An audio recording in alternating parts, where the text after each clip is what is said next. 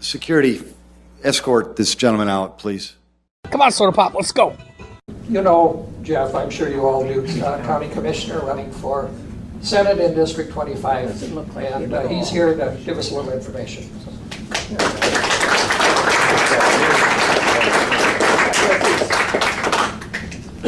Well, thank you very much.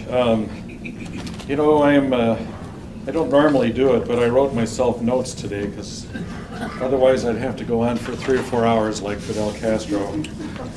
So, who here likes it when our tax money is stolen? Huh?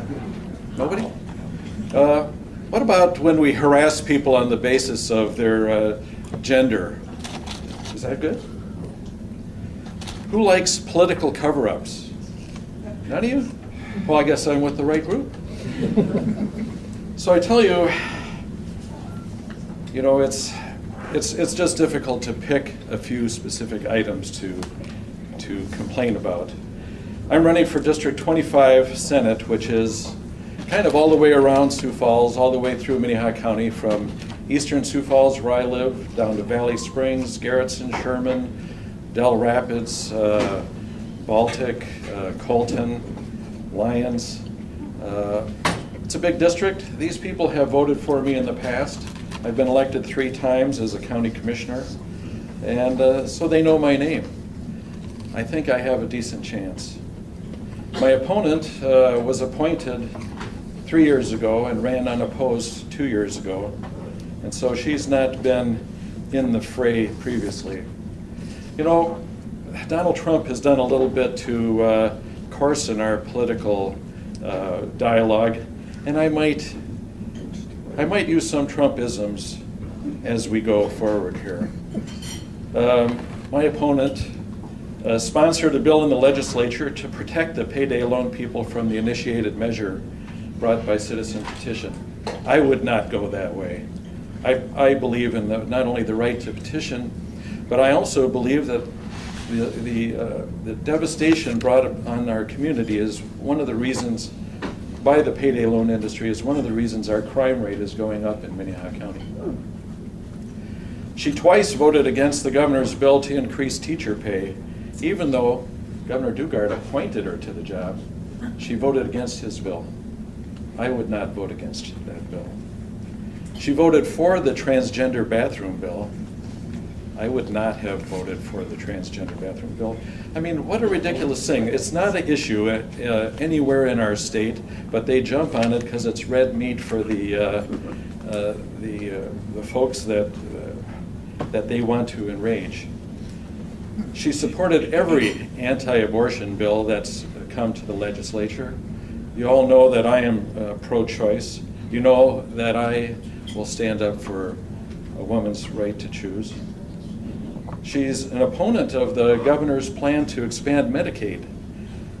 You know, I was kind of mad at the governor when he didn't expand Medicaid right off the bat. But he's honestly negotiated a better deal, combining it with Indian Health Services.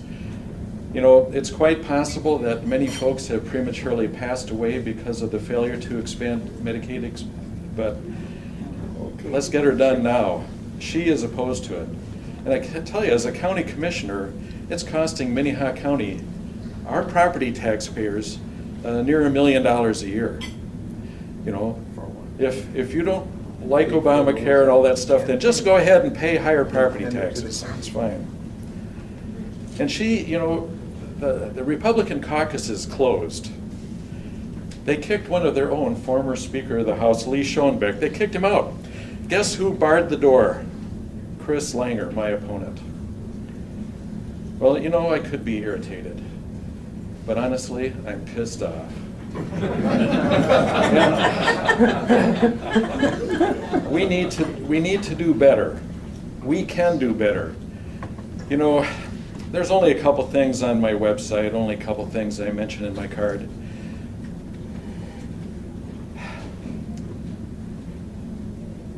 As a county commissioner, I'm proud of the things that we've accomplished. You know, we built a safe home project for homeless men and some women. We worked with the Catholic Church and got a permanent warming center in the winter. We used to, on an ad hoc basis, try to invent it every year. I've worked hard to make open government. As you know, I turned us in when we violated the open meetings law some years back, and we were found to be in violation. You know, I'm the only Democrat on the board and have been for the last 10 years. Our JDC, juvenile detention, we've gotten that population down by finding alternatives to incarceration, which is one of the things we're working on with the jail. We don't want to lock everybody up. A lot of these folks may need institutionalization, but not incarceration. However, when they show up at the jail, the sheriff doesn't have any other place to send them. Yankton won't take them, you know, I mean, where are they going to go?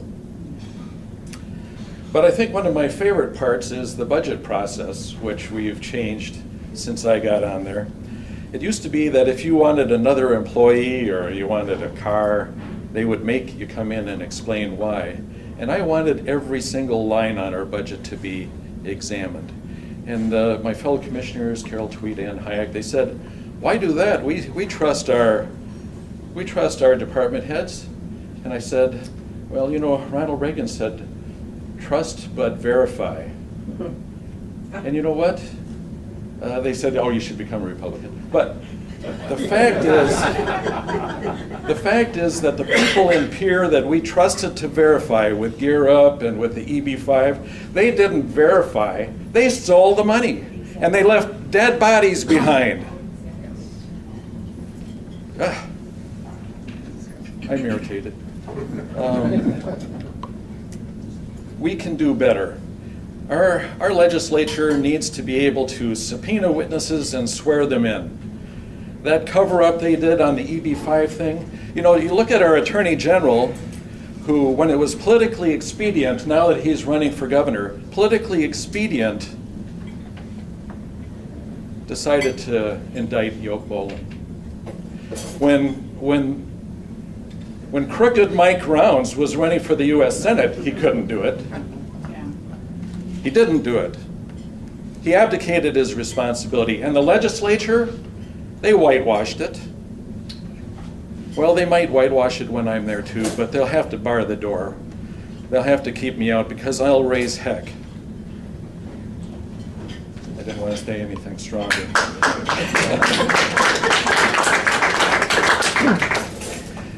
But look, it's not just that. But as a county commissioner, I know that our property taxes are subsidizing the liquor industry to an incredible extent. Tens of millions of dollars every year go towards picking up the debris when the party is over. Yes, we did get Senate Bill 2 through this year, and Minnehaha County is getting $600,000.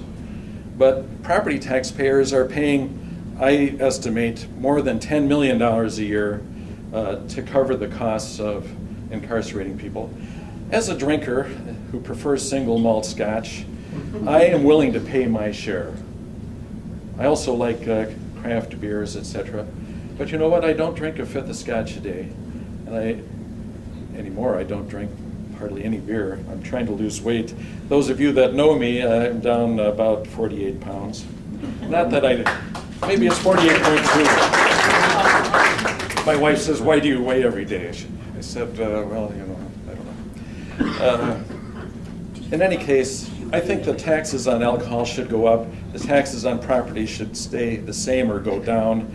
And there isn't much stomach in Pierre to do anything about alcohol. They say they're untouchable.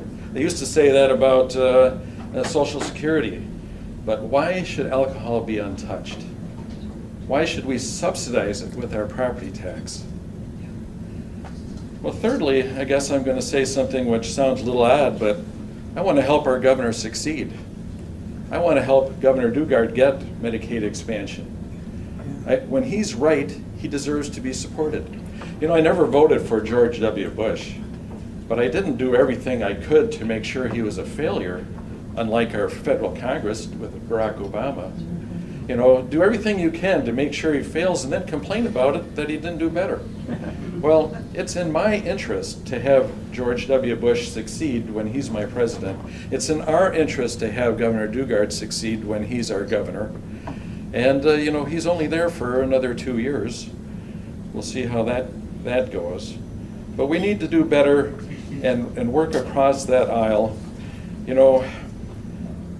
I plan to take some questions on things here, but we have to put aside our divisions. We have to support our candidates. People are sending me $25 or $100. There's other candidates in the room here. We need to send all of them what we got. If you're not out there being a candidate yourself, if you're not able to go door to door carrying lit, if you're not able to put a sign in your yard, send your candidates some cash. And $25 is great if that's what you can do, but we cannot win without an all-out effort. Without everyone in this room and 100 more for each one of us that's here, without 7,000 people working their butts off, it'll be more of the same. As Donald Trump would say, I have to be honest with you, those people in Pierre are terrible. They are terrible, and they're going to be worse. Even the Republicans in this state, the good old Republicans, want my opponent to be defeated. They don't like the takeover of their party by the wackadoo wing. Honestly, they're terrible. We've got to fight though as a group. We can't allow ourselves to be distracted by issues that no longer are no longer important now that the primaries are over and that we've got our candidates. I'm honored to be a candidate in District 5. I believe I can win in District 25. My opponent is wrong. And it's time that we got someone in there that was right on some of these issues. But I can't do it without help. I've raised a few $1,000s. I need tens of thousands. I know it's just a legislative race, but my race is one where we can flip it. We can flip it from Republican to Democrat. It's been a Democratic district in the past with Dan Ehlers, with others. It's been too long the other way. Help me do this. So I'm actually going to read something here, which it's a quote unusually from Pope John Paul the 23rd, which I'm not Catholic. He's sometimes called the Protestant Pope, John Paul 23rd. There's a French writer, André Gide, that said, speak to those that seek the truth, avoid those that have found it.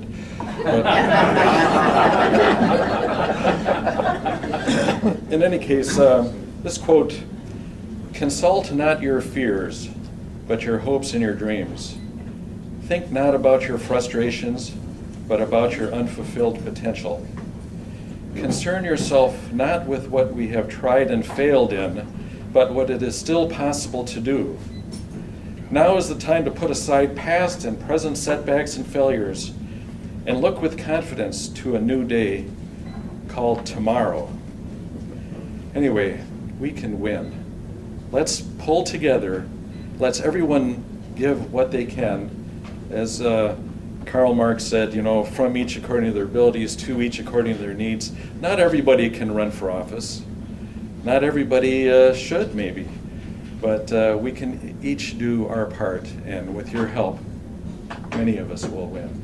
So I'm ready to take some questions. I'm going to pass the hat while the questions are being asked. Obviously, Jeff is becoming physically a lightweight, but politically in Pierre, Jeff will be a heavyweight. He will have more guts, next January in Pierre than he's ever had, regardless of the Sanford diet. Okay? But we got to make it happen. So I'm asking you, if you've got cash, put it in. If you got a checkbook, make it out to Barth for State Senate. And honestly, does that sound all right? Dig deep, and each of us candidates needs all the help we can get. So anybody have a question for me on an issue, county, legislative, national? I have a personal question. Yes, sir. You're still county commissioner until 2 years from now. Yes. What happens if you win? I'm not sure, but I know that if I lose, I probably will not run again for the county commission. If I win, and I probably will go for more than one term as a state senator, unless I run for governor. You're getting ahead of yourself. If not me, then who? Dave. You said one of your first questions was, do you like how the money is spent? In Pierre, what do you think should have more money and what should have less? Well, I think that obviously education needs to have more, and I'm afraid that now people will say, well, we've solved education. We don't have to do anything more with education except, well, we can take some away from there and put it elsewhere. I don't think that we're at that point. I think education still needs additional scrutiny. I've got some ideas on how we could do that, as a matter of fact. I think that the state could set aside some monies to help with building projects around the state, and I think that even with additional revenue from alcohol, and my current plan for raising the tax on alcohol would give the state some additional money as well, and would help them there. Reynold? Two things. One, why would you give up this fantastic political job that you currently have to go to Pierre and make far less money? And then the second thing is, how are you going to talk about Chris Langer and this issue of payday lending? I mean, she's really been wrong on that issue. She was a prime sponsor. She's been a prominent spokesperson for that industry. How are you going to use that to win your election? Thank you, Reynold. And, honestly, it is so difficult in these races to even get those issues mentioned. Nobody pays any attention. The Argus is is down to a skeleton staff. The blogs do certainly help. But the fact is, our crime rate in Sioux Falls from a very low level is coming up. And it's coming up. People don't have the money. They borrow it from a payday loan place. They can't pay it back. They get deeper and deeper in the hole. They stick up a casino. They rob a marijuana dealer. It's devastating our community, and the money that they get goes someplace else. I would urge any of you concerned about crime, any of you concerned about our local community, to look into this issue and to write a letter to the editor, mention it to your friends. I believe that one of the big reasons we have this increase in crime is that our jobs are not paying the kind of wage that we need. Back in the day, working at John Morrell's was a fabulous job. Your dad worked there. He could buy a house. He could raise a family. And as a kid growing up, people were saying, wow, maybe I can work at John Morrell's someday. Well, those jobs are not good jobs anymore. And those fathers who were working there and could grab their adolescent by the scruff of his neck and, don't be taking my gun to school, or whatever. They're not there anymore. And I think that it's causing the destruction of our community. It's hurting our community all the way along. Good jobs, money in the pocket of our own citizens, that's what we need to do. And I would urge any of you on the payday loan issue, if you don't know about it, educate yourself. And why would I run? It's because I can't stand to sit. That's me. Yeah. I've always felt that EB5 was un-American because you're encouraging a lot of rich people to leave their own country. They got leads in their own country that they should be spending that money on rather than paying so that they can come over here and join the race to get to the top. And I've always felt it was wrong in concept, not that taking in all the poor, but I know in Georgia, they were filled with criminals that was released from English jails because they didn't want to feed them anymore. So I think that the Statue of Liberty is still what has made our country great. and that by taking in the people who truly, truly are needy and want to work and will work is the concept we need to get back to. So I hope they're trying to revive EB5, and I want it to go down. I appreciate that comment, and I think we all know that EB5 was just used as a cash cow by the politically connected in this state. I mean, when you have your money flying around between a Russian railroad and a Cayman Island bank and Egyptian antiquities in Atlanta, and people wind up dead under mysterious circumstances, you know, they've never released the autopsy on Richard Benda. It's interesting that the day after Trayvon Martin is dead, the day after that guy in Ferguson is dead, a couple days after that Baltimore black man died, they send out the autopsy results. Oh, he was smoking pot. The implication being that he deserved to be killed. I mean, he was smoking pot. Did they ask those boys' mothers if they could release him? Well, apparently Richard Benda's ex-wife didn't want it out there. And I ask, I wonder if it was Richard Benda didn't want it out, or if it was Mike Rounds didn't want it out, if it was Marty Jackley that didn't want it out, that it was John Thune didn't want it out, that it was the Board of Regents didn't want it out. They have looted that program, just like they did with the Gear Up thing. You know, the Secretary of Agriculture got, with the Gear Up program, got $225,000 in consulting fees. Wow. Meanwhile, nobody gets to go to college or anything. Yeah. Jeff, wasn't that a difference though in the state statute in South Dakota that permitted that blocking of the autopsy in South Dakota as compared to some of the other states that you've referenced? Because whether it was the widow or others, as I understood the issue, and Rich Benda was a friend of mine long before he turned this perverse negative way, but I'd understood it was something that they were able to do because of the statute difference in South Dakota as compared to other states, and not necessarily the dark side. That's an excellent point, but I think that if it was in their interest to explain that Native American boy that was killed had marijuana in his system, they would have found a way to turn it out.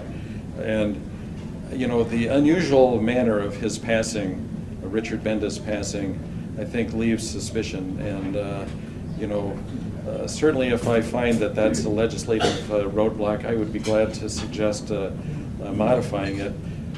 You know, the truth has to come out on these things. And you know, there are so many things that need to be studied, in my opinion. You know, you look at domestic violence, we're not getting the numbers. The rape kits on the reservation, they're not checking them. The state is run by one party, has been run by one party for so very long. And I'm not saying that we wouldn't be just as bad if we ran it for 40 years. And you know, I know that there's going to be corruption in Illinois and Florida and Arizona, but not in my state, not in South Dakota. I'm not going to sit by and let that happen, and neither should any of you.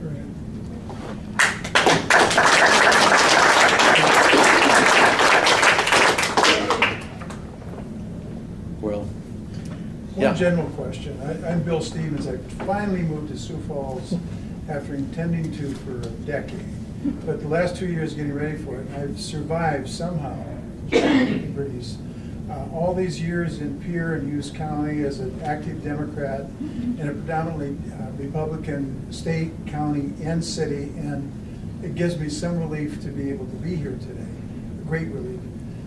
Can you describe what your sense is from county government, your perspective, how you would be a part of a probably continued minority legislative Democratic Party on the state level to function so that you can be so we can be credible in the opposition that we convey and the questions that we ask? Is there something that we haven't been able to do these last 10 years that you think? That's a great question. You know, I have been the only Democrat on this board and the Board of Commissioners for the last 10 years.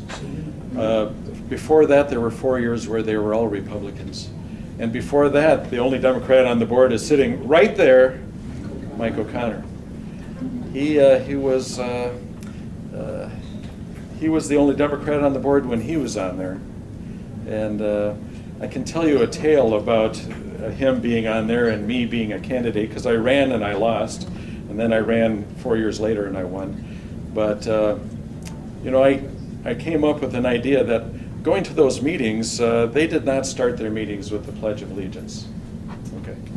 Well, I stood up as a candidate. I said, I think we should start our meetings. 2002, it's almost the anniversary of 9/11. It was August 27th, 2002.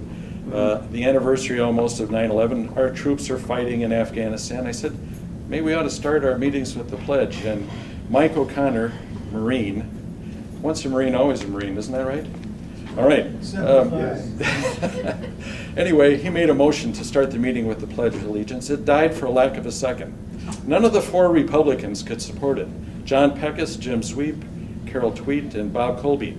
Bob Colby suggested he would write a Pledge of Allegiance to Minnehaha County that we could use it. But so the one chance they had to vote on it, they did not. The next week, since it was his swan song, they had mistakenly given him the honor of being the vice chair. And the next week, he was chairing the meeting because the chair was gone. And he said, please stand for the Pledge of Allegiance. They've been using it ever since.